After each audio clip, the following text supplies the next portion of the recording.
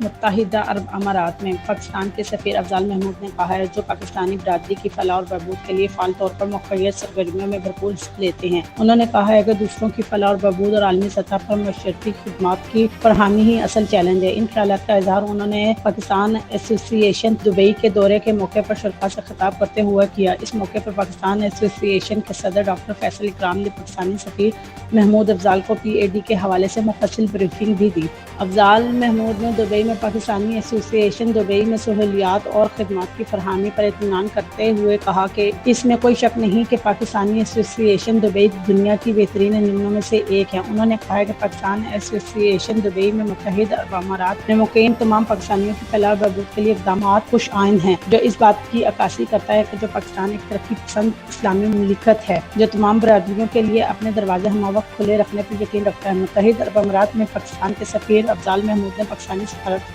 کی جانب سے ہر ممکن تعاون کی پیشکش کرتے ہوئے پاکستان ایسوسی ایشن دبئی کی پاکستانی برادری کی فلاح اور بہبود کے لیے جوش و جذبے سے کام کرنے پر حوصلہ افزائی کی اور خراج تحسین پیش کیا۔ پاکستان ایسوسی ایشن دبئی کے صدر ڈاکٹر فیصل اکرام نے کہا کہ پاکستانی سفارت خانہ اور consulate general of Pakistan Dubai کے تعاون کی بدولت PAD کو متحدہ عرب امارات میں بہترین معیار کے اعزاز سے نوازا گیا۔ انہوں نے کہا PAD کا دورہ کرنے اور ہر ممکن تعاون کی یقین دہانی پر پاکستانی سفیر افضال محمود کا شکریہ ادا کیا۔